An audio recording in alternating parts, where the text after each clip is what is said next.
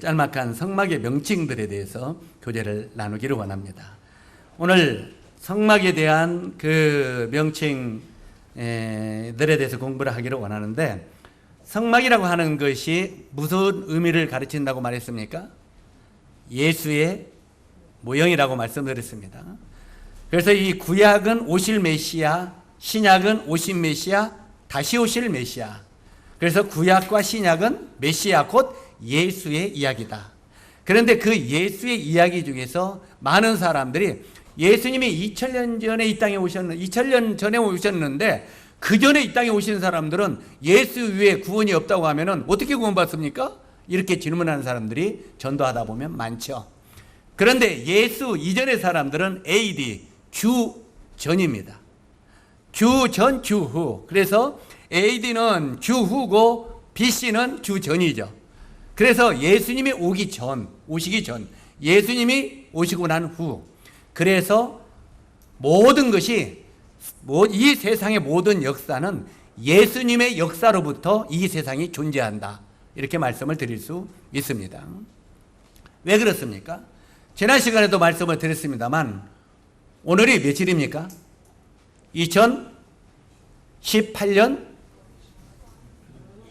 9월 23일. 무슨 날이에요, 오늘이? 예수님이 이 땅에 오신 지가 그렇게 됐다는 말입니다. 그래서 우리가 달력을, 카렌더를 계속 쓰고 있는데 이것은 바로 예수님이 이 땅에 오신 지가 저렇게 됐다 하는 것입니다. 그렇기 때문에 믿는 사람이나 믿지 아니하는 사람들이나 모든 세상의 역사는 예수님이 오시기 전과 후로 그것을 기억하고 그 날을 기점으로 사용하고 있다는 것을 우리는 알아야 됩니다. 그렇기 때문에 하나님께서 많은 믿지 아니하는 사람들이 하나님의 나라에 가서도 핑계치 못하리라고 성경은 말하고 있습니다.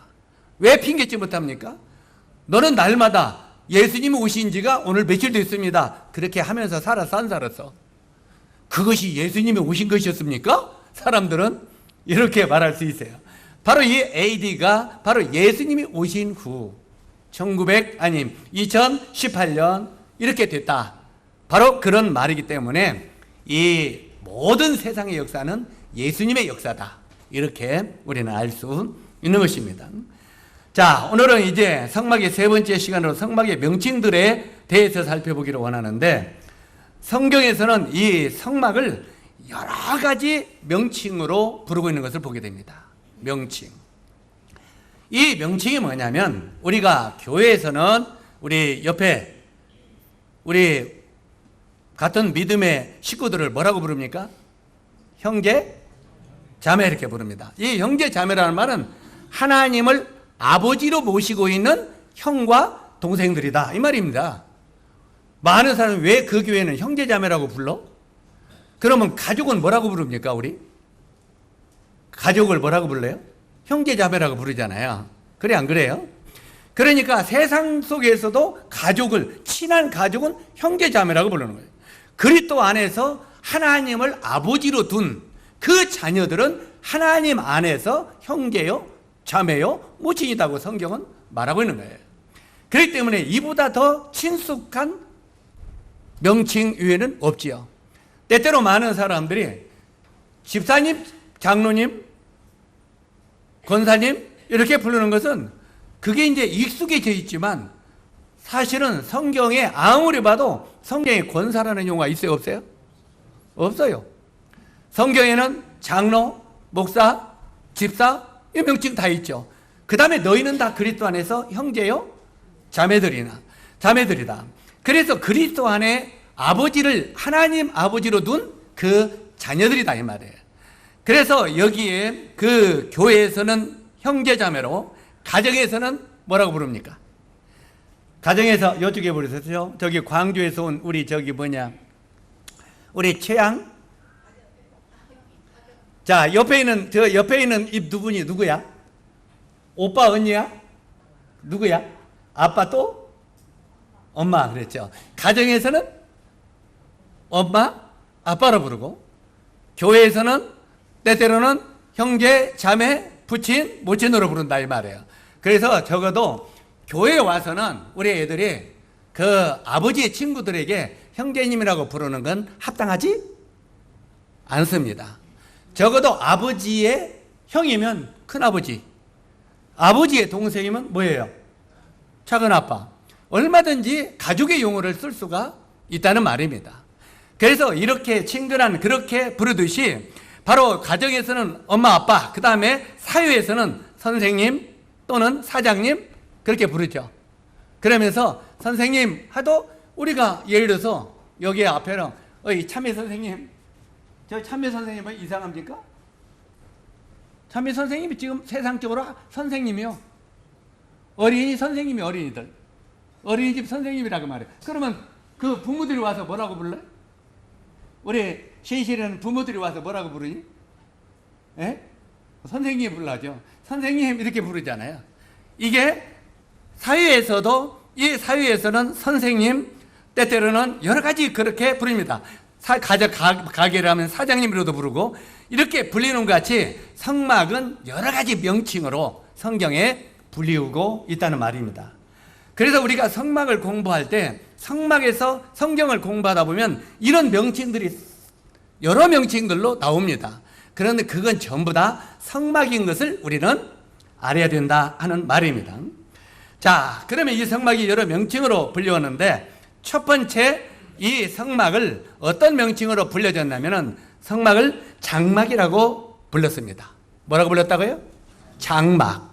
자, 우리 출애굽기 25장 9절을 한번 열어주시면 좋겠습니다. 출애굽기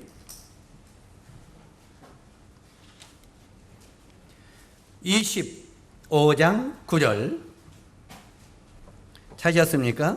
그러면 같이 읽도록 하겠습니다. 25장 9절 시작. 무릇 내가 내게 보이는 대로 장막의 식양과 그 기구의 식양을 따라 지을지니라. 자, 성막을 식양대로 주님이 지라는 말씀도 있죠. 그런데 여기는 뭘 식양대로 지라고 했습니까?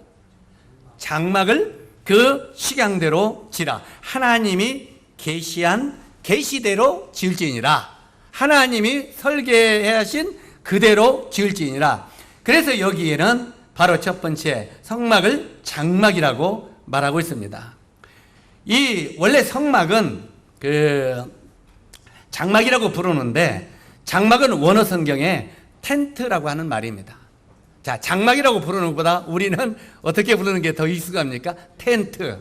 한번 따라서 하세요. 텐트. 텐트가 뭔 줄 아세요? 텐트가 모르면 또 보여줘야지. 저 앞에 지금 성막을 중심으로 삥 둘러 텐트가 쳐졌어, 안 쳐졌어요? 예, 저거 쳐졌고, 저 안에 있는 것도 어떻게 보면 이동하는 텐트입니다. 성막 자체도. 그렇기 때문에 이 성막은 언제든지 치었다가 또 이렇게 걷어서 옮겼다 하는 것이 천막, 곧 텐트죠. 그래서 바로 이 원어 성경에는 텐트라고 했고, 텐트는 움직이는 집이다, 이런 뜻입니다. 천막. 한번 따라서 해요. 천막은 움직이는 집. 뭔 말인지 이해가죠? 그래서 우리가 이 천막은 언제든지 우리가 어떤 그 야영을 가거나 그러면 거기다 쳤다가 또 이렇게 걷어가지고 또 옮기죠. 이게 바로 움직이는 집이다. 그래서 텐트, 천막, 이렇게 이것을 장막이라고 말을 표현했다, 이 말입니다.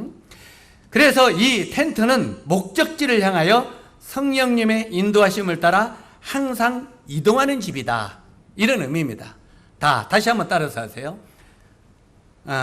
텐트는 목적지를 향하여 성령님의 인도하심을 따라 항상 이동되는 집이다. 자, 이해 가십니까? 이제 성령님이 항상 옮겨라 하면은 그것을 걷어서 성령님이 인도하시는 대로 옮기는 집이기 때문에 그 장막이라고 불렀다 하는 말입니다. 그러므로 교회는 천성을 향하여 이동되는 생명연합체인 것입니다. 결국은 이 장막은 오늘날에 구원받은 성도들을 장막이라고 말하는 거예요. 이해가십니까? 성소, 성막, 성전 전부 다 오늘날은 구원받은 신약 성경에는 성도들을 표현하는 말이다 그 말이에요. 그래서 이 성도들은 항상 이 성도들을 교회라고 말하죠. 교회는 살아있는 생명연합체입니다. 생명연합체, 살아있는. 그래서 바로 이 교회는 천성을 향하여 이동되는 생명연합체, 이것을 교회라고 말한다 이 말입니다. 그래서 이 성경에 보면은 장막이라고 하는 단어가 약 130회 등장하고 있습니다. 장막. 이게 구약과 신약에 장막이라는 말이 약 130번이 등장하고 있다는 것을 기억하시기 바랍니다. 자, 이번 성막 공부할 때부터는 5시간을 공부하고 나서 시험을 좀 보겠습니다. 시험이 그냥 시험이라면 딱딱하잖아요. 퀴즈 대회를 하겠습니다. 그러면 퀴즈에는 뭐가 따라요? 예? 선물이 따르죠. 상급이 따릅니다. 그래서 이제 성막을 볼 때는 첫 번째 이 성막에서 5시간 할 때까지는 주보를 결코 버리지 마시고 검토하시고 그걸 모아서 다시 한번 쳐다보세요. 그래서 많은 분들이 상을 탈 수 있도록 하시면 좋겠습니다. 왜? 꼭 상을 타는 목적이 아니라 상을 타는 목적으로 준비하게 되면 성막에 대해서 이 속에 어떻게 됩니까? 기억에 더 남게 되겠죠. 마음속에. 그래서 여기에 이 장막이라는 단어가 130회 정도 나온다고 말씀을 드렸고요. 두 번째는 이 성막의 명칭을 성막 그대로 그냥 성막이라고 불렸습니다. 성막. 출애굽기 26장 30절을 보시기 바랍니다. 출애굽기 26장 30절. 자시었습니까? 30절을 우리 같이 읽도록 하겠습니다. 시작.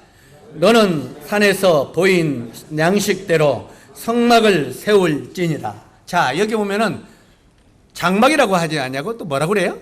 성막이라고 말하고 있습니다. 그러면서 너는 산에서 보인 식양대로 이 성막을 세울지니라. 산이라고 하는 것은 어디입니까? 시내산이죠. 모세가 시내산에 올라가서 하나님이 가시떨기나무 아래서 계시를 하시죠. 그 계시하시면서 모세에게 계시를 하셨다 이 말이에요. 그러면 그 모세가 이제 그 시내산에 가시나무 떨기 앞에 있을 때 두 가지를 받았다고 그랬죠. 하나는 눈에 보이는 하나님이 불로 친히 써주신 양손에 뭘 받았어요? 율법, 곧 돌판을 받았습니다. 율법을 받았어요. 그러나 율법을 딱 받았을 때 이렇게 모세가 율법을 받고 왔을 때 이건 눈에 보여요, 안 보여요? 다 보이니까 많은 사람이 이제 이 보이는 율법을 섬기고 율법을 따르는 이런 사람들이 됐다는 거예요. 왜 그러냐면 사람들은 눈에 안 보이는 것은 별로 귀중하게 여기지 않습니다. 그래서 눈에 보이는 것들을 귀하게 여기기 때문에 눈에 보이는 율법을 그들은 외우고 지키려고 노력하고 그렇게 했던 것입니다. 그런데 실제로 눈에 보이는 이 율법과 눈에 안 보이는 계시로 마음에 받은 것이 있는데 그것이 바로 성막의 계시다 이 말입니다. 바로 이 성막의 계시는 마음으로 계시로 받았습니다. 계시로 받았는데 실제로 이 눈에 보이는 돌판에 박은 율법은 성경에 보면은 율법과 이 성막은 은혜 모형이죠. 예수의 모형이기 때문에 은혜 모형입니다. 그러니까 따라서 하세요. 모세는 시내산에서 율법과 은혜를 동시에 받았다. 이해가십니까? 바로 이 율법과 은혜를 모세는 동시에 받아갖고 나온 거예요. 그런데 이제 이 은혜를 마음속에 받았는데 이것을 하나님이 어떻게 이 마음속에 받은 성막을 지어야 될 것인가를 설계도를 딱 그려줬는데 이 설계도를 그려준 대로 바로 이 성막을 지라고 말하고 있죠. 그래서 여기에 다시 반복합니다. 너는 산에서 보인 식양대로 성막을 세울지니라. 성막에서 이 성막은 원어 성경에는 미시칸, 이 미시칸이라고 하는데 이 말은 거처라고 하는 뜻입니다. 거처가 잠시 쉬었다 가고 머물고 가고 이렇게 멈췄다가 가는 이 거처라고 하는 이런 뜻인데 하나님이 거처하는 곳, 하나님이 임재하는 곳, 하나님이 말씀하시는 곳 이런 의미입니다. 다시 한번 따라서 하세요. 하나님이 거처하시는 곳, 하나님이 임재하시는 곳, 하나님이 말씀하시는 곳. 이해가세요? 그래서 바로 이 성막이라고 명칭을 붙인 것은 하나님이 거처하는 곳, 하나님이 임재하는 곳, 하나님이 말씀하시는 곳, 이런 의미이기 때문에 성막이라고 표기를 했다는 말입니다. 성경에 신구약에 합쳐서 성막이라고 하는 단어는 약 100회가 기록되어 있습니다. 성막은 130회, 장막은 130회, 성막은 100회 정도가 기록이 되어 있습니다. 그 다음에 세 번째는 회막이라고 표기되어 있습니다. 성막을 다른 말로 뭐라고 표기되어 있다고요? 성경에 보니까 회막이라고 표현되어 있습니다. 이것은 출애굽기 29장을 보시기 바랍니다. 출애굽기 29장 42절. 자, 같이 읽도록 하겠습니다. 시작. 이는 너희가 대대로 여호와 회막문에서 늘 드릴 번제라. 내가 거기서 너와 만나고 내게 말하리라. 여기 보면은 세 번째 이 명칭을 회막이라고 말하고 있습니다. 회막이라고 말하고 있는데 회막문에서 드릴 번제라. 내가 거기서 너희와 만나고 내게 또 말한다고 말합니다. 이 회막이라고 하는 뜻은 모이는 곳이다, 이런 의미입니다. 한번 따라서 하세요. 회막은 모이는 곳. 이 회막은 모이는 곳인데, 회막을 중심으로 이스라엘 백성들은 동, 서, 남, 북, 바로 세 지파씩 12지파가 자리 잡고 있었습니다. 여기 보세요. 여기 보면은 이것이 좀 더 세밀히 안 나와 있으니까, 여기 보면 이게 동쪽 문인데, 성막의 동쪽 문인데, 이 동쪽에서, 동쪽 문이면은 서쪽이 어떤 쪽이겠어요? 이쪽이겠죠? 동서 남 북. 그러면 이 동서 남 북을 중심으로 이쪽 한 동쪽에 세 지파, 서쪽에 세 지파, 그 다음에 남쪽에 세 지파, 바로 이 북쪽에 세 지파, 그리고 네 지파는 원래 이 성막에 여기에 텐트를 치고 거했습니다. 그래서 바로 이 네 지파는 네 지파만이 이 성막에 묻어둔 것을 뜯고 옮기고 할 수 있습니다. 만약에 다른 지파들이 성막의 기물을 만지면 죽습니다. 네 지파만 그들이 만질 수 있는 권한을 주었어요. 특히 또 네 지파 중에서 또 제사장의 그런 지파가 생겼고요. 그런데 여기에 이 성막을, 회막을 중심으로 이렇게 12지파들이 항상 모였습니다. 맞으면 전체가 각 지파의 대표들은 모여라! 회의를 해야 되겠다. 우리는 항상 김제교회는 회의하려면 어디로 모이라고 그래요? 에? 어디로 모이라고 그래요? 자, 각 리더들은 세미나실로 오늘 오후 4시까지 모이세요. 그러면 세미나실에 오후 4시까지 모이시면 거기가 어딘지 다른 사람은 모르는 사람도 있을 수 있죠. 그러면 모이는 각 리더들은 알아요, 몰라요, 그 자리에? 만약에 그 자리를 모르고 헤매는 사람은 그 이상한 사람이야. 거기에 모일 자격이 없는 사람이에요. 그래서 앞으로 4시에 모이세요 하는데 거기를 4시에 안 모이자고 막 헤매는 사람은 그 이상한 사람이에요. 그 자리를, 자기 자리를 잘 모르는 사람이에요. 그래서 그리 모이라고 하면은 그리 모여야죠. 그래야 거기서 모든 계획이 나오잖아요. 다시 말해서 여기에 이 회막이라는 의미가 그런 의미다 이 말이에요.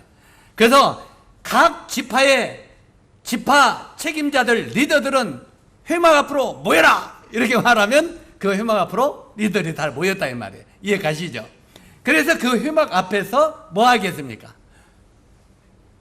거기서 제사장들이 하나님이 이렇게 말씀하신다. 그 당시에는 하나님이 제사장을 통해서 말씀하셨으니까 하나님이 이렇게 말씀하신다. 하나님이 우리를 이렇게 하라고 하신다. 하나님이 저걸 저렇게 하라고 하신다. 이렇게 하면 그들이 그것을 배우고 적고 들었고 그 다음에 각 지파로 가서 이제 하나님이 이렇게 말하는데 내일이면 우리 이제 이 진이 옮기라고 명령한다. 그래서 내일 아침 몇 시부터는 성막을 철수, 아니 성막이 아니라 각 텐트를 철수하면은 자기 집을 뽑기 시작했다 이 말. 그리고 이제 레위지파들은 성막을 하나하나 분리해서 구름기둥이 움직이는 대로 따라갔다 이 말이죠. 자, 우리 지난 시간에 성막을 공부하면서 성막은 성령님이 우리를 어떻게 인도하시는가를 제일 정확하게 표기하는 내용이라고 말씀드렸죠. 바로 이 성령이 그 가운데 인도하신다는 것을 정확하게 알 것은 이스라엘 백성들은 구름기둥이나 불기둥이 움직이지 않으면 어떤 일이 있어도 거기서 움직일 수가 없습니다. 그런데 어느 날 제사장에게 하나님께서 이제 이스라엘 백성들은 여기서 동쪽으로 20km를 움직이라. 그리고 거기에 보면은 뭐가 있는데 거기에 장막을 새로 치라. 그렇게 하면은 그 제사장이 언제요? 그러면 내일 아침에 이제 해가 뜨는 동시에 너희들이 철수하라. 이렇게 말하면 제사장이 회막에 리더들을 불러 모읍니다. 제사장이 회막에 불러오면 거기서 내일 아침에 동이 틀 때 움직이라고 한다. 그러니까 오늘 저기 준비하고 있다. 내일 아침에 몇 시부터 각 텐트를 치고 레위지파는 이렇게 성막을 분리하라. 이렇게 이제 명이 떨어지면 그대로 움직여요. 그대로 다 철수를 하면은 이제는 회막에 내려있던 구름기둥이 싹 올라갑니다. 싹 올라가면 구름기둥을 보고 이스라엘 백성들이 칠서정연하게 하나님의 성령님이 인도하는 대로, 구름기둥이 인도하는 대로 방향을 잡았다는 말이에요. 자기 마음대로 갈 수 있는 곳이 아무것도 없습니다. 구름기둥이 움직이는 대로 따라갑니다. 오늘날 우리가 성경에 보면 이런 말이 자주 있습니까? 없습니까? 성령이 교회들에게 하는 말을 들을지니라. 한번 따라서요. 성령이 교회들에게 하는 말을 들을지니라. 성령이 교회들에게 하는 말을 들을지니라. 자, 이게 물론 성령이 하는 말은 아니지만 성령이 간접적으로 하는 말일 수도 있습니다. 왜요? 성령이 지난 주간에 뭐라고 말했습니까? 하나님은 성령의 말씀을 하시는데 하나님은 어지러운 하나님이 아니셔? 어떤 하나님이시라고 했어요? 질서의 하나님이시다. 그 말씀을 들은 사람 손 들어보세요. 자, 내리세요. 그 말씀을 순종한 사람 손 들어보세요. 봐요. 순종하는 게 10분의 1도 안 돼요. 듣기는 많이 들었는데 들을 귀가 없었다는 말이에요. 하나님은 질서의 하나님이시라고 하신 말씀은 그러면 우리가 하나님은 질서의 하나님이라고 하는데 눈으로 볼 수 있어요? 없어요? 없죠? 그래서 눈으로 보는 질서부터 우리가 순종하는 법을 배우자 했어요? 안 했어요? 하나님이 일꾼을 통해서 말씀하셔서 안 했어요? 때때로는 성령은 세 가지로 말씀하신다고 했죠? 성경을 통해서, 양심을 통해서, 이런 일꾼들을 강단을 통해서 말씀하신다고 그랬어요. 그러면 이런 강단을 통해서 하는 것도 성령이 하나님의 말씀을 이용해서 전하는 것입니다. 나는 어지러운 하나님이 아니다. 그래서 이 구약의 회막에서는 바로 제사장이 구름기둥 속에서 이제 피를 가지고 하나님의 음성을 듣고 그것을 각 지파의 리더들을 불러 모아서 그들에게 이렇게 하나님이 말씀하시니까 하나님께 순종합시다 하는데 어떤 사람은 에이구 귀찮아 죽겠는데 또 옮기라고 네. 나는 그냥 여기서 살 거야. 그런 사람이 있다고 해봅시다. 그래가지고 천막을 뜯지도 않고 그냥 있어. 천막에다 씌워놓으니까 우선 딱 카페트 깔고 누워서 여기가 좋사오니 이렇게 시원하고 좋은데 괜히 하나님이 또 여기서 20km를 걸어가래. 안 가 나는. 그러고 이제 거기 누웠어요. 자, 다 뜯어가지고 옮깁니다. 옮기과 동시에 뭐가 움직입니까? 구름기둥이 움직이는 거예요. 그래 안 그래요? 자, 여기가 조사원을 하는데 구름기둥이 싹 움직이면 그 자리가 조사원이에요? 뜨겁사오니 그래요? 그 자리는 불기둥이 되는 거예요. 이해 가십니까? 하나님의 음성을 순종하지 아니하면 우리 마음속에 평강이 없어진다 이 말이에요. 우리 마음속에 굉장히 힘든 일, 하나님의 역사가 일어날 수가 없다 이 말이에요. 우리는 하나님의 말씀에 순종하고 민감하는 이런 귀가 있을 때 하나님이 우리를 축복 가운데 인도하시는 거예요. 때때로 우리는 하나님의 말씀에 민감하는 사람이 되어야 돼요. 오늘 아까도 우리 사회 보는 형제가 그래 말하더라고요. 뭐라고? 자, 아직 예배 안 끝났어요. 저 예배 끝났는데 왜 가방 갖고 나가요? 자, 성경에 분명히 하나님께서 예배는 5가지 동작이 함께 움직이는 것이 예배의 동작이라고 말씀드렸어요. 그러면 초대교회는 떡을 떼며 사도의 가르침을 받으며 교제하기에 힘썼다 그렇게 말하고 있어요. 그래 안 그래요? 그러면 떡을 떼는 예배나 사도의 가르침을 받는 말씀을 듣는 것이나 똑같은 단락이 아니에요. 예배 한 동작 속에 있다는 말이에요. 지금 아직 예배 안 끝났습니다. 하나님이 지금 말씀하시는 이 시간에도 성령이 함께 하시는 거예요. 그렇기 때문에 바로 이 예배의 동작 속에는 오늘 이게 다 들어있는 거예요. 그런데 나는 오늘 반쪽 예배 성찬을 뗐으니까 끝났으니까 갈라요. 저 보니까 나도 나갔다 오는데 한 자매님이 가방을 들고 나가더라고요. 그런데 내가 금방 사유가 뭐라고 그래서 하려다가 그래 내 믿음대로 될지라 따라서 하세요. 내 믿음대로 될지니라. 그 믿음대로 됩니다. 제가 이런 말은 굉장히 좀 부담스러운 말이겠지만 하나님의 그 예배를 우리가 경히 여길 때 나에게 돌아오는 손해는 그보다 훨씬 더 많을 겁니다. 정말 훨씬 더 많아요. 우리가 그런 간증을 수없이 들었습니다. 우리가 의사들이 일주일 동안 그 병원의 문을 닫고 그 의료 선교를 갈 때 일주일을 병원을 문을 닫으면 병원 깠다고 망합니다. 왜요? 손님들이 여기 병원 아니면 없어? 하고 다 움직이기 때문에. 그래 안 그래요? 그래서 의사들이 병원의 문을 닫는 건 굉장히 그건 어떻게 보면 투기입니다. 투기예요. 그냥 유기고. 그래서 굉장히 쭈밋쭈밋해서 그 일을 못했는데 나중에 그 어떤 의사에게는 제가 그랬습니다. 앞에다가 한 달 전부터 써붙여라. 어떻게 써붙이냐? 매달 며칠에서는 가난한 지역에 사람들을 무료로 의료 봉사해 주기 위하여 그 의료 선교에 갔다 옵니다. 그때 우리 손님 여러분을 잘 못 도와줘서 죄송하다고 갔다 와서 더 잘 해드리겠다고 그렇게 써붙여주고 그 다음에 그날 가라고. 자, 그러더니 그렇게 순종을 했어요. 순종을 했더니 그 의사가 일주일 동안 문을 닫고 갔다 왔는데 이제는 단골 손님들 다 빼앗겼는가 했더니요, 그 사람들이 다 오고 도대꼬더래요. 그러면서 사람들이 아이고 지난주에는 원장님 저 가난한 사람들 치료해주러 그냥 무료로 치료해주러 갔다 왔다며요. 그러면서 마음이 더 그냥 신뢰하는 거예요. 적어도 이런 의사들은 속여먹겠어요? 안 속여먹겠어요? 안 속이는 사람이겠죠.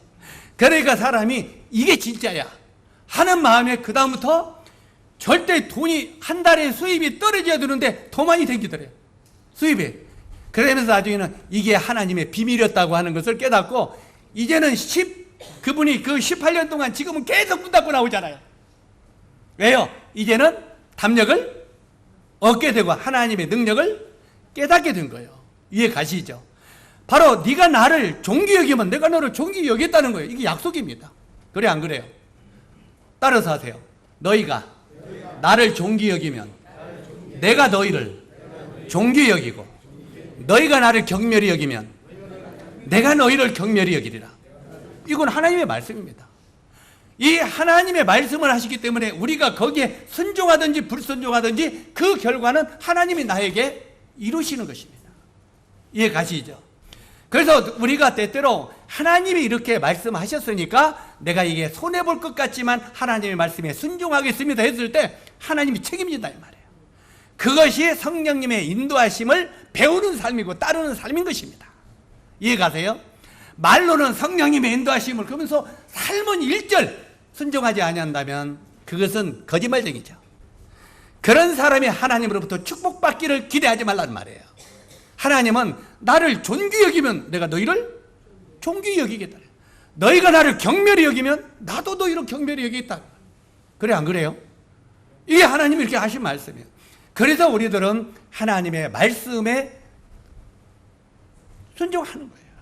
때때로는 여기까지를 우리를 예배를 원하시고 이걸 귀하게 여기시는구나 하면은, 주님, 나에게 세상적으로 이런 일이 좀 있는데 주님, 이것이 더 귀하니까 제가 이거부터 순종하고 그 다음에 그 일을 하리이다.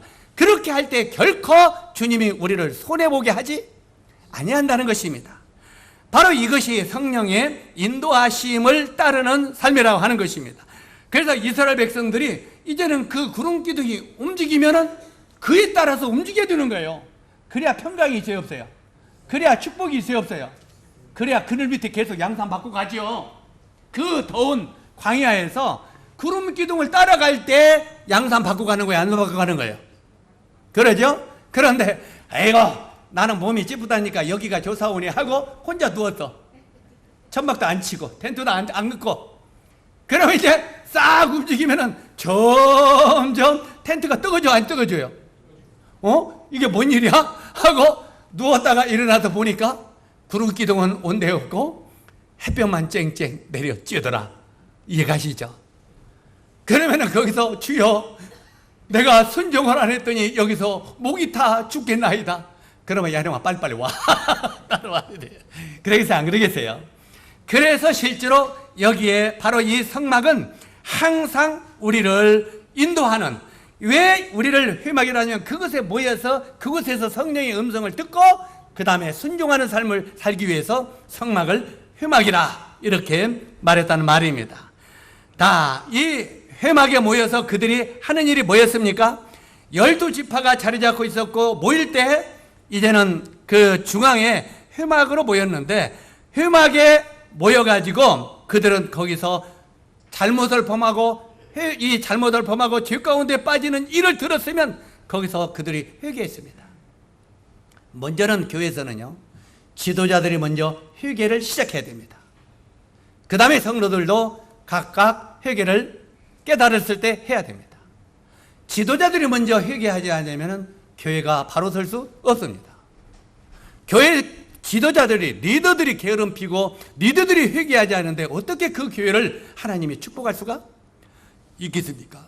그래서 항상 지도자들은, 리더들은 언제든지 주님 앞에 마음을 열고 통회하는 그런 회개의 마음을 항상 준비하고 있어요. 혹시 우리 가운데 노인회를 받는 분은 하나님, 우리 노인회에 죄가 들어오지 않도록 해주십시오. 만약에 죄가 들어와서 우리 노인회가 어지럽지 않게 해주십시오. 내가 잘못했으면 제가 죄를 범했습니다. 우리는 때때로 이러기가 하셔요. 우리 박연옥 교님이 노인회를 맡고 있는데 우리 옆에 이제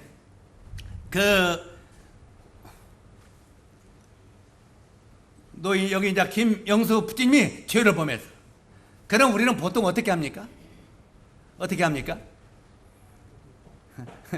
아이, 김영님 왜 죄를 범했어? 이러잖아요. 성경은 리더들이 그렇게 하지 않습니다. 어떻게 합니까? 오 하나님, 따라서 하세요. 오 하나님, 제가 하나님께 죄를 범했나이다. 먼저는 지도자들이 주님 앞에 통회하는 눈물을 먼저 가져야 됩니다.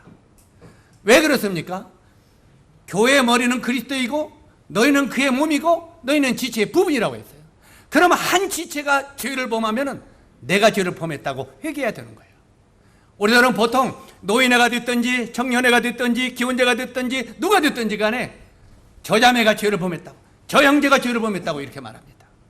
그러면서 저 형제, 저 자매, 저 형제가 죄를 범했는데 어떻게 처리를 해야 되는가, 여기에 관심이 있습니다. 그래, 안 그래요? 이것은 참된 리더들의 자세는 아닙니다. 성경이 가르치는 참된 리더들의 자세는 어떤 것이어야 됩니까? 다시 따라서 하세요. 오 하나님, 제가 죄를 범했나이다. 저를 용서해 주소서. 서령 이 김영님이 죄를 범했다 할지라도 내가 죄를 범했습니다. 하나님, 저를 용서해 주십시오.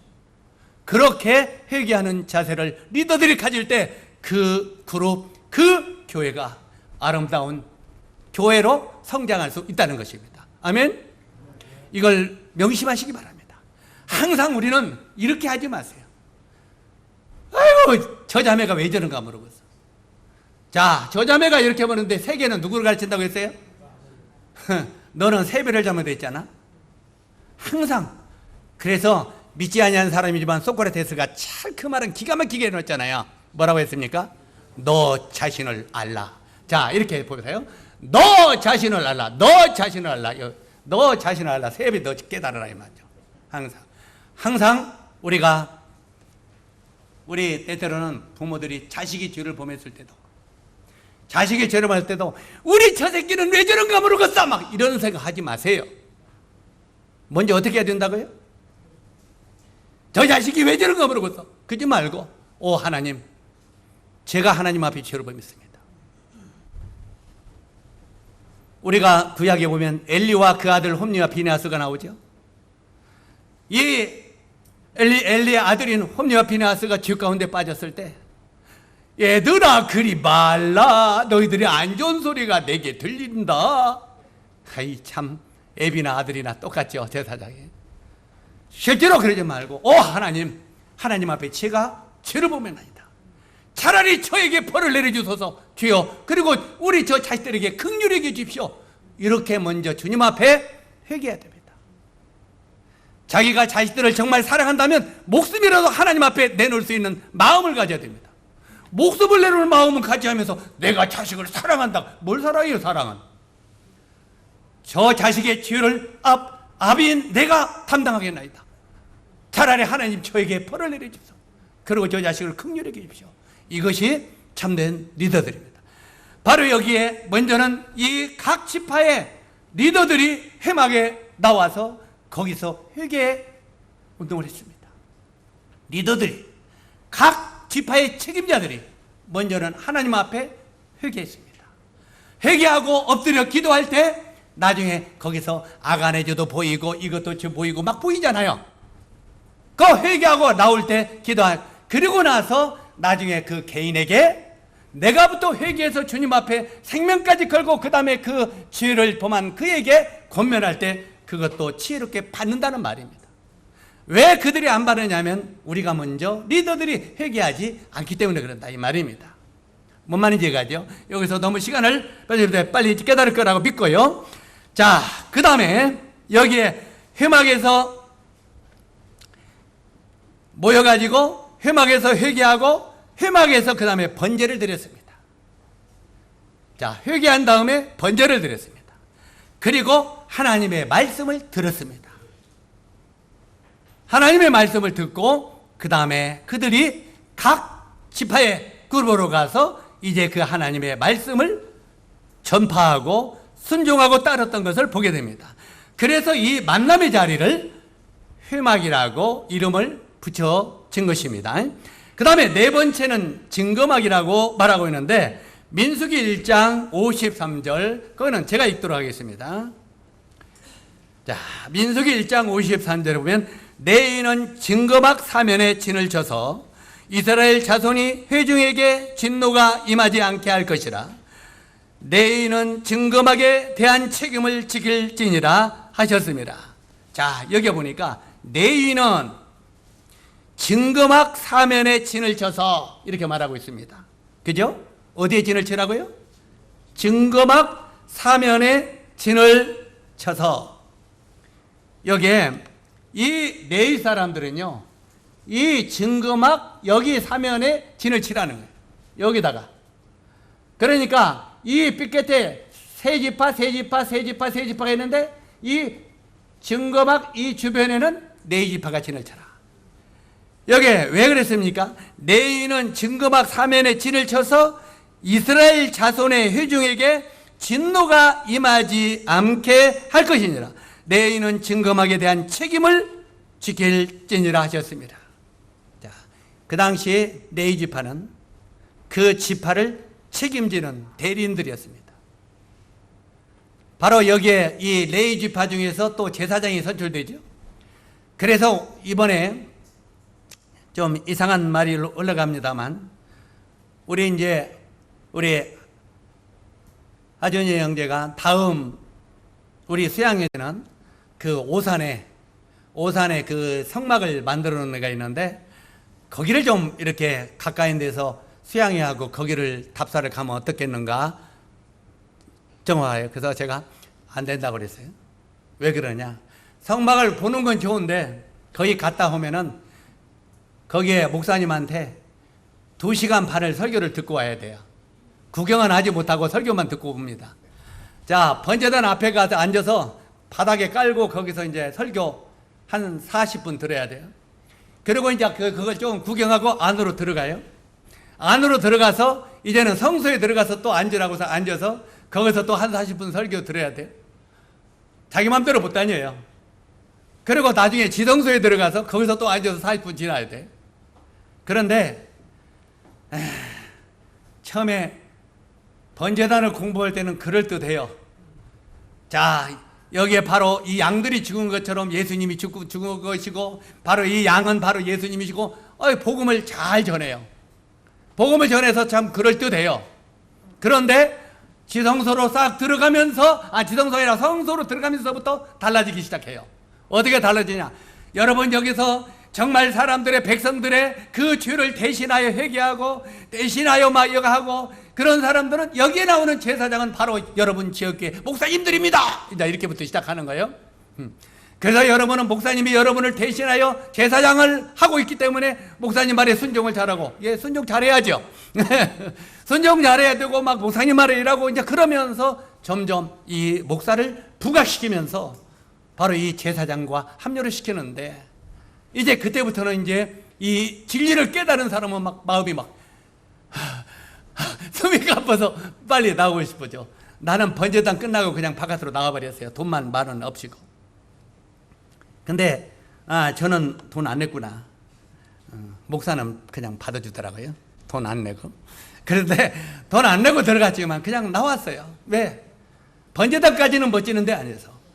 그래서 실제로 여기에, 그러나 오늘날의 신약교회는 주님이 구약에 이걸 말하고 있는 건 아니다. 오늘날의 신약에는 너희가 왕같은 제사장도 세우셨다는 거예요. 그래서 만인 제사장제가 여기서 나온 거예요. 신약으로 넘어오면서. 따라서 하세요. 만인 제사장. 구약에는 단독 제사장제예요. 레위 지파만. 레위 지파 중에서도 특히 아론의 지파만. 그런데 실제로 신약에 와서는 예수 그리스도를 영접한 모든 성도들은 너희들이 전부 다 제사장들이라는 거예요. 그래서 만인 제사장제가 도입된 거예요. 만인 제사장제가 되기 때문에 여러분은 제사를 드릴 의무가 있다 이 말이에요. 한번 따라서 해요. 우리는 만인 제사장으로 하나님 앞에 제사를 드릴 의무가 있다. 그건 기분대로 하는 게 아닙니다. 의무입니다. 적어도 김제교회 형제로 징함을 받은 사람들은 의무적으로 주님 앞에 감사의 제를 드려야 되는 책임이 있는 것입니다. 나는 입이 뻣뻣하고, 입이 뻣뻣한 사람은 구원 못 받습니까? 나는 말을 잘못하고 말을 잘못한 사람은 구원 못 받습니까? 다 구원받죠. 은혜로 구원받은 것을 은혜로 받았다고 감사하는 게 뭐가 그렇게 어렵습니까? 그래서 여러분이 정말 이 성막을 공면서 이 말씀에 순종하는 사람이 된다면, 정령 하나님이 나를 만인 제사장으로 세웠다면 우리가 입을 열어 하나님께 감사할 줄 알아야 된다는 것입니다. 그런데 여기서 오해하지 마세요. 그렇구나 하고 이제 막 한 사람이 그냥 계속 사용하지 마십시오. 이건 정말 보기 더 흉합니다. 차라리 아무 말도 안 하는 것보다 더 흉합니다. 이해가세요? 그래서 여러 사람이 감사할 수 있도록 우리는 최대한도 간단하게, 자꾸 여러 사람이 자꾸 참여하게 될 때마다 우리는 말을 조금씩 줄여갈 줄 아는 지혜를 얻어야 됩니다. 처음에는 다른 사람이 감사를 안 하니까 한두 사람이 많이 할 수 있어요, 없어요? 말하고 가만히 있으면 지루하니까. 그러나 여기저기서 감사가 많이 나올 때는 점점 내 말을 줄여가는 지혜를 얻어야 됩니다. 아멘? 이걸 깨닫지 못하면 제사장의 자격이 없어요? 이렇게 말해도 못 깨달으면 어쩔 수 없어요. 그냥. 자, 어찌하든 간에 여기에서 이 만남의 자리고, 그래서 회막이라고 붙여졌다 이 말이에요. 그래서 우리들이 하나님 앞에 정말 이런 그 만남이 있어야 되고, 하나님 앞에 말씀을 들을 줄이 알아야 되고, 그 말씀에 순종하는 마음을 가져야 됩니다. 그 다음에 네 번째는 민수기 1장 53절을 보면은, 거기 보면 증거막이라고 또 되어 있습니다. 증거막. 따라서 하세요. 증거막. 증거막. 거기 보면은, 레위는 증거막 사면에서 짐을 져서 이스라엘 자손의 회중에서 진노가 임하지 않게 하라. 아까 이거 읽었네? 그 설명했습니까? 예. 여기 그러면 이 증거막은 여기 밑에 보면 증거막은 글자 그대로 말씀을 받아서 증거하는 곳입니다. 말씀을 받아서 증거하는 것이고 재판할 때도 증인들이 와서 증거했습니다. 여기서 증인들이 와서 증거를 했는데 그래서 증거막이라고 했습니다. 때때로 뭡니까? 성경에 보면은 누가 죄를 범하면 그냥 임의적으로 말하지 말고 증인을 대라고 그랬죠. 증인이 없이는 그 송사를 받지 말라고 했습니다. 때때로는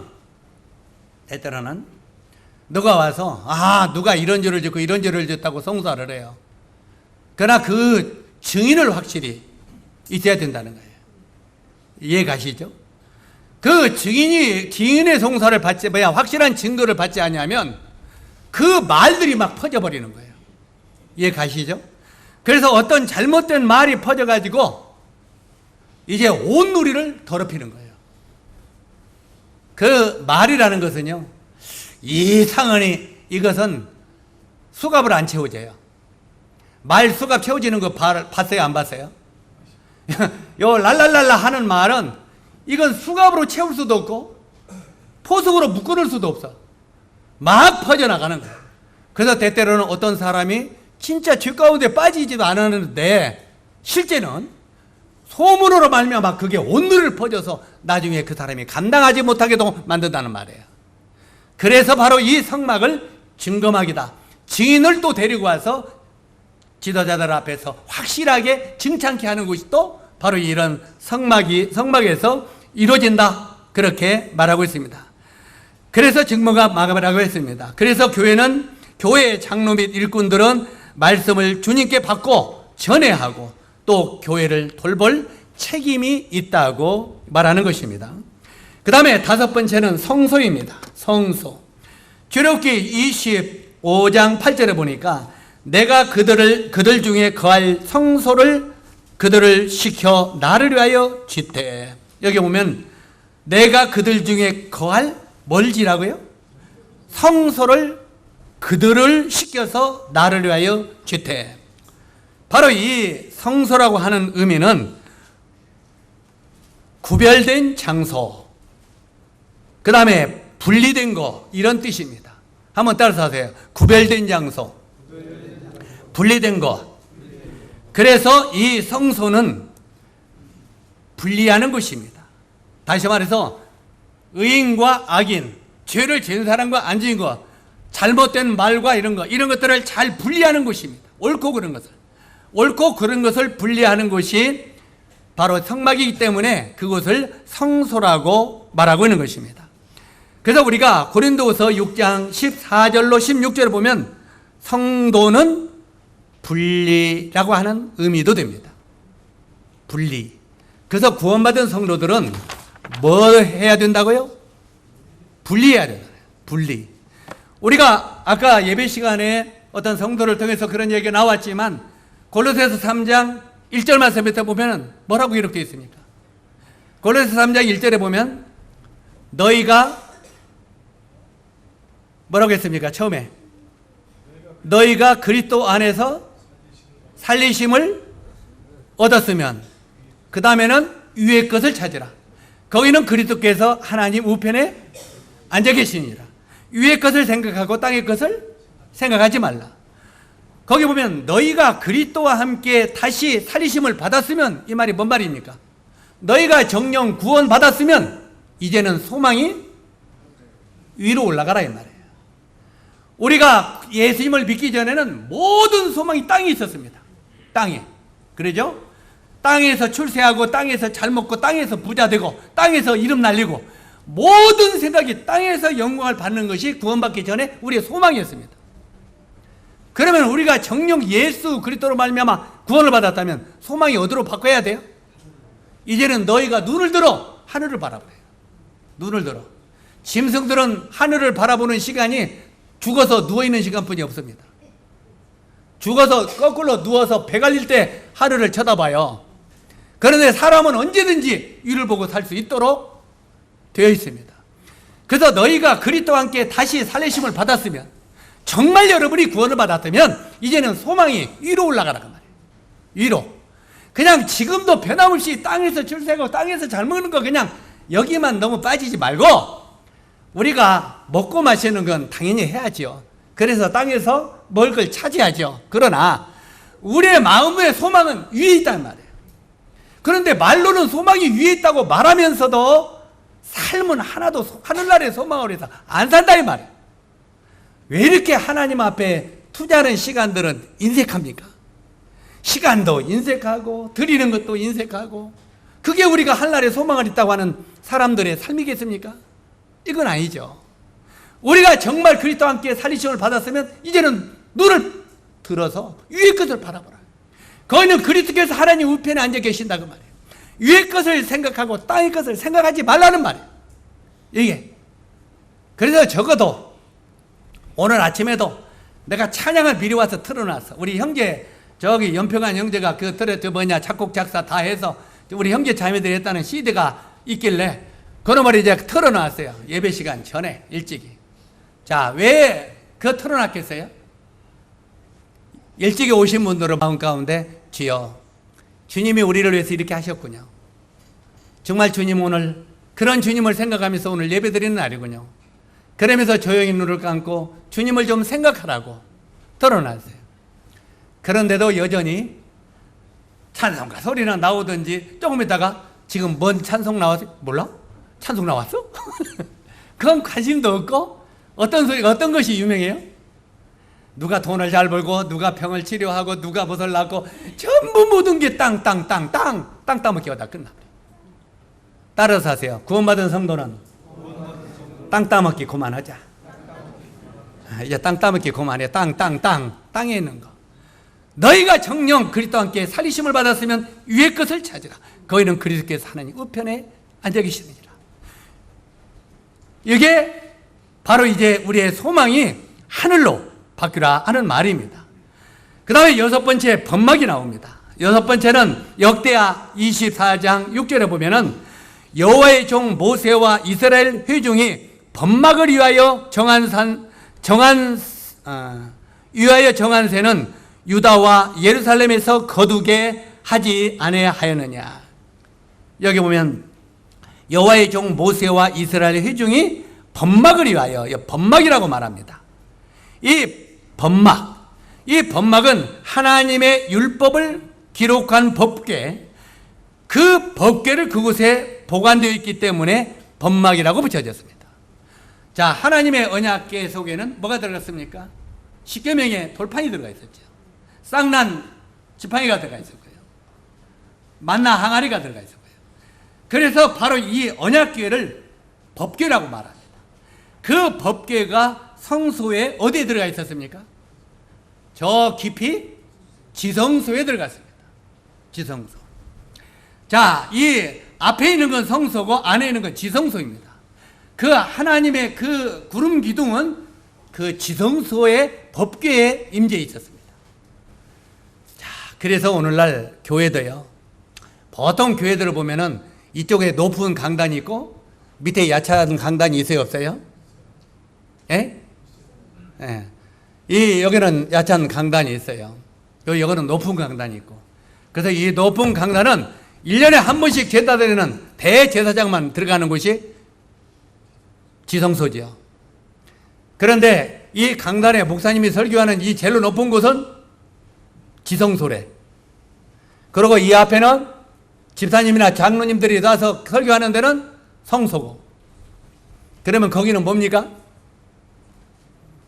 거기는 성소 안이도 아니고 바깥 뜰이요. 참 묘하게 만들어서 권위를 세우는 게 오늘날의 종교인데, 실제로 이런 것들을 성경은 말하는 게 아니라 이 말이죠. 성경은 실제로 이 법궤가 있는 것은 거기를 번막이라고 하는데, 이 번막에는 하나님의 법궤가 그 속에 보관되어 있기 때문에 번막이라고 불렀습니다. 그리고 그 번막에 피를 가지고 들어가지 않으면 즉시 죽었습니다.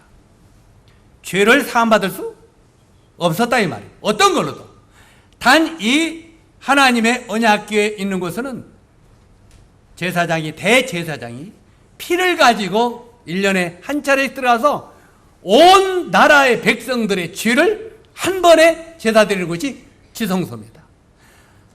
성소는 날마다 들어가서 제사 드리는 것입니다. 날마다 그냥 제사장이.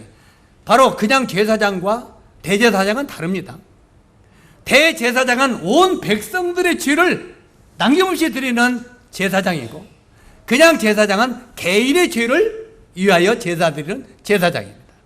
그런데 개인적으로 드리다가도 혹시 빠진 사람이 있을까봐 대제사장은 빠진 모든 백성들의 죄를 한 번에 드리는 거예요.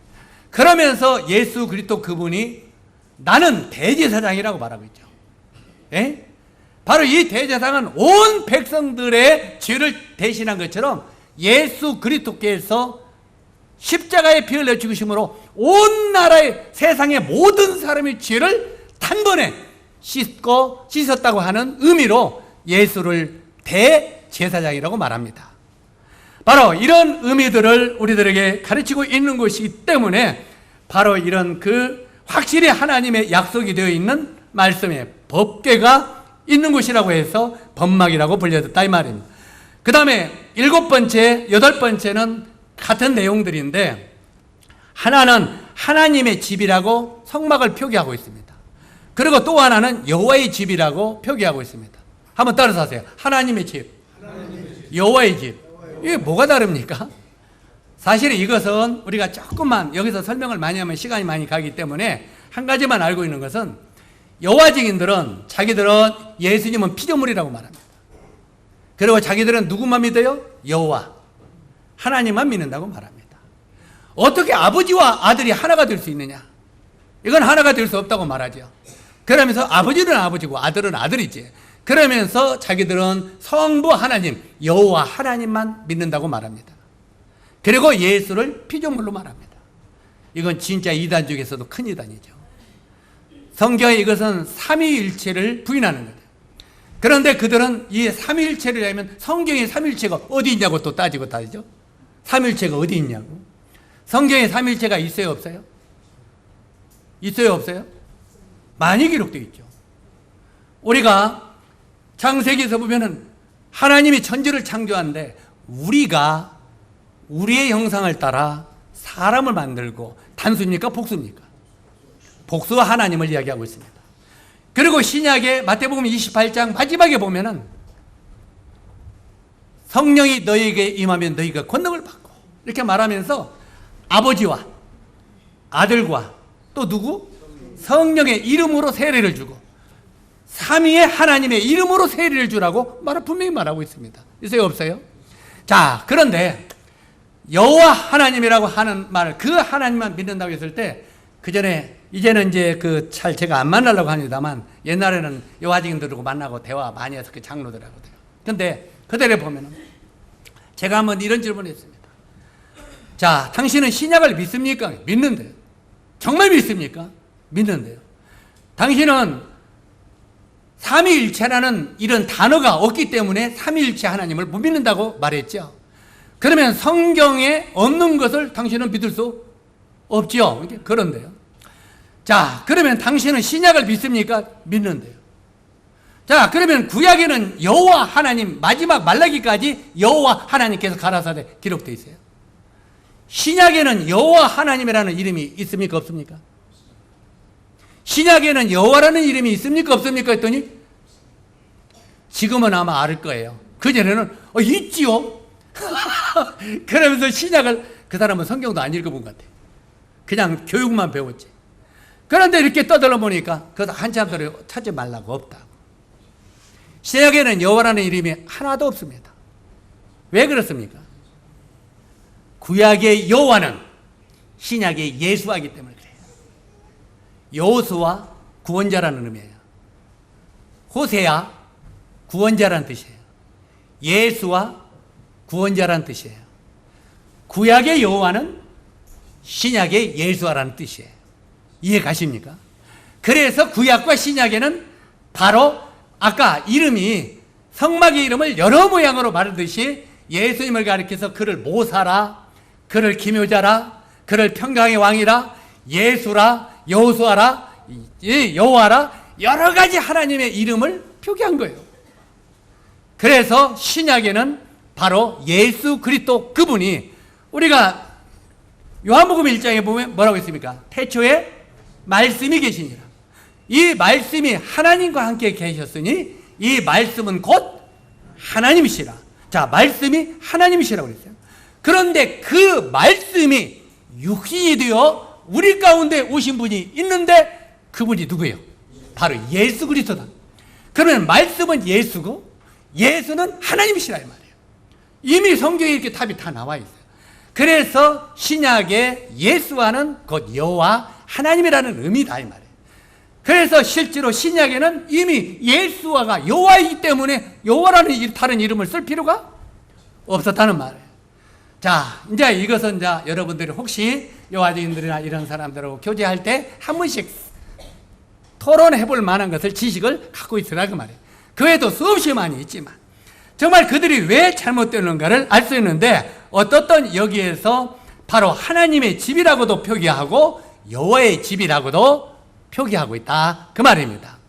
바로 사사기 18장 31절에 보면 하나님의 집이라고 표기되어 있고, 사무엘상 1장 7절에 보면 여호와의 집이라고 표기가 되어 있습니다. 이건 같은 말이다 이 말이에요. 같은 말, 성막을 말하는 말이다 이 말입니다. 이 말은 하나님의 집, 여호와의 집이라는 말은 하나님이 거하는 집, 하나님이 말씀하시는 집, 하나님의 말씀을 보관하는 집, 하나님을 섬기는 집 등등, 이 성막은 하나님과 관계가 있는 집이라, 이런 의미입니다. 그 다음에 9번째는 세상에 속한 성소라고 신약의 히브리서에 또 기록되어 있습니다. 신약에 내려와서 히브리서 9장 1절에 보면 첫 언약에도 섬기는 예법과 세상에 속한 성소가 있더라. 세상에 속한 성소가 있더라. 본래 성소는 하늘에 있었습니다. 그런데 하늘의 성소가 참 성소입니다. 이 땅의 성막은 모형이라는 말입니다. 모형도. 그래서 성소를 세상에 속한 성소라고 말하고 있다 이 말입니다.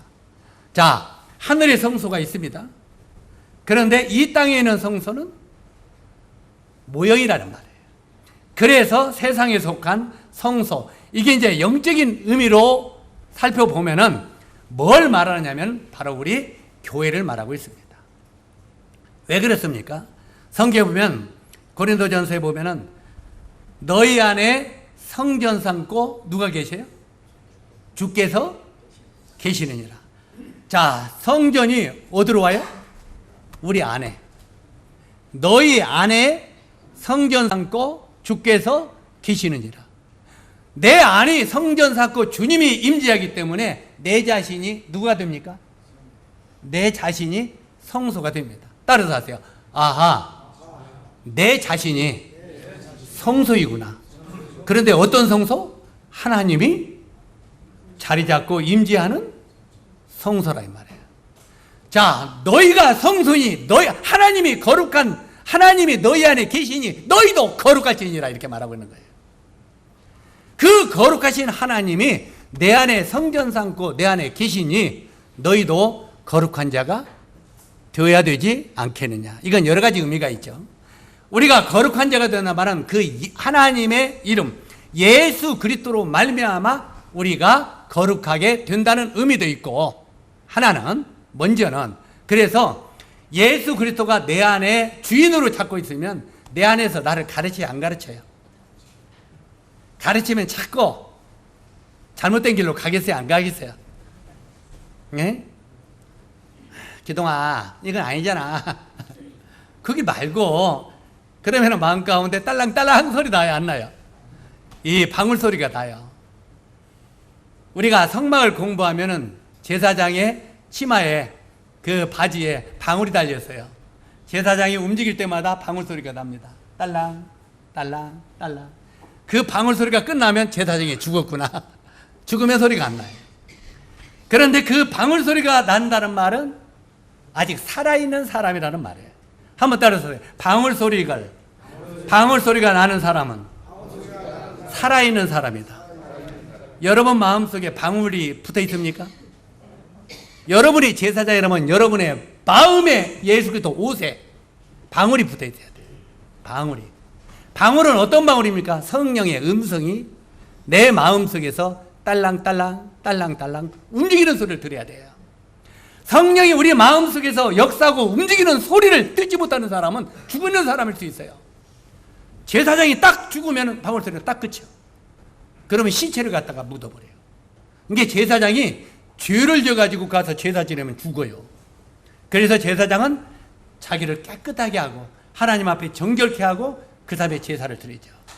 그래서 하나님이 거룩한 분이 너희 안에 성전 삼고 계시기 때문에 너희도 거룩할지니라. 그래서 먼저는 우리가 갈라디아서 보면은 더러운 내가 예수 그리스도로 이렇게 옷을 입었을 때 내가 깨끗한 사람이 돼야 안 돼요? 깨끗한 사람이 되죠. 그것처럼 바로 우리들은 내 안에 그분은 거룩한 그분이 들어와 있기 때문에 나도 어떻게 보면 덩달아 거룩한 자가 된다는 말이에요. 거룩한 자가 되어야 천국에 갈 수 있잖아요. 그러나 거룩한 자가 됐지만 물두덩이에서 자꾸 더러운 것 묻으면 씻어야 돼, 안 씻어야 돼요? 씻어야 되는 것처럼 말씀으로 계속 자신을 씻어가야 된다 이 말이에요. 이 땅에 있는 성소에 살 때는. 그래서 땅에 있는 시간 하나님의 말씀으로 여러분이 여러분 자신을 찾고 씻는 사람이 돼야 돼요.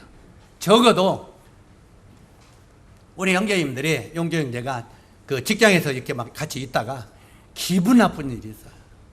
기분 나쁜 일이 있으면은 막 세상으로 막 욕을 하고 막 뭘 한마디 쏴요, 안 쏴요? 할 수 있어요, 없어요? 우리 그렇게 안 하면은 신이죠. 그런데 그렇게 할 수 있어요. 그렇게 하는데 그렇게 하고 그것을 할 수 있다 이 말이에요. 그래서 성경에 보면 해가 넘치도록 불을 품지 말라고 했잖아요. 이거 갖고 모르는 채 그냥 지나가지 말라고 말이에요. 적어도 그렇게 했을 때 화가 나서 쏟았지만 마음에는 딸랑딸랑해요, 안 해요? 성령이 딸랑딸랑하죠. 너 그것이 옳은 일이냐? 옳은 일이냐? 딸랑딸랑 하면은 그 음성에 민감한 사람은 어떻게 돼요? 하나님에 빨리 회개하겠죠. 하나님, 내가 하나님 앞에 정말 하나님이 죄라고 하는 그 죄를 제가 범했나이다. 하나님 저를 긍휼히 여기시고 이런 일을 반복하지 않도록 도와주십시오. 반복하지 않도록 도와주십시오 하고 나서 이제는 끝 하면 안 되는 거예요. 하나님과 관계를 풀었으면 내가 욕한 사람한테 찾아가야 돼요? 안 찾아가야 돼요? 찾아가서 미안하다고. 내가 하나님을 믿는 사람이 자네한테 이런 큰 소리를 치고 욕을 했네. 정말 나를 용서해 주게. 미안하다고. 그러면 그 사람이 그렇죠, 당신이 잘못했죠. 그렇게 하겠습니까? 아니요, 제가 화나게 했죠. 그러면서 풀어지죠. 그러나 그 사람의 마음속에는 풀어지 안 풀어져요. 그런데 그것을 자백하지 않으면 끝까지 아이고 저 상종 못할 사람이라고 멀어져 버려요. 그것은 우리가 내 안에서 움직이는 성령의 소리를 따르지 아니하는 사람이라 하는 말입니다.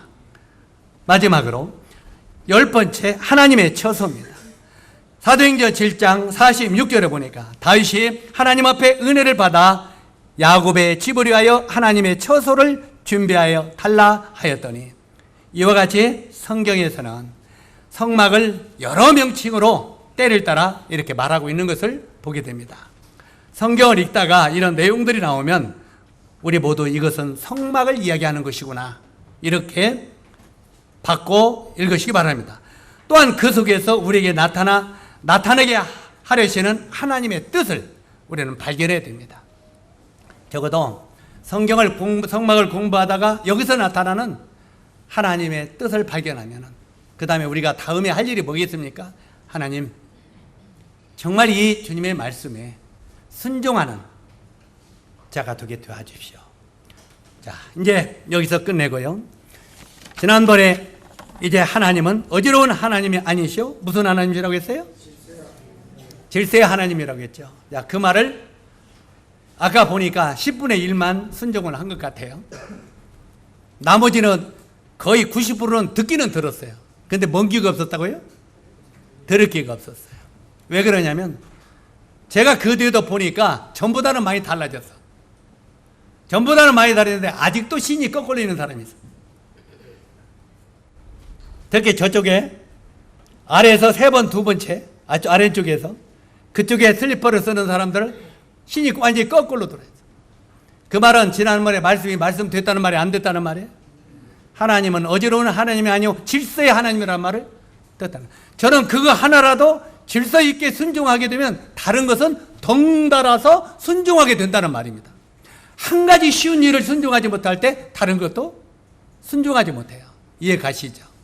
그래서 우리가 이런 하나님의 말씀을 들었을 때 순종이 제사보다 낫다고 했기 때문에 주여 이 말씀에 정말 순종하는 자가 되게 도와주십시오. 그리고 그렇게 행할 때 하나님이 기뻐하시는 또 축복하시는 삶을 누리게 될 것입니다. 기도하겠습니다. 은혜로우신 아버지 하나님, 참 성막의 여러 가지 우리들에게 그 명칭들을 가르쳐 주면서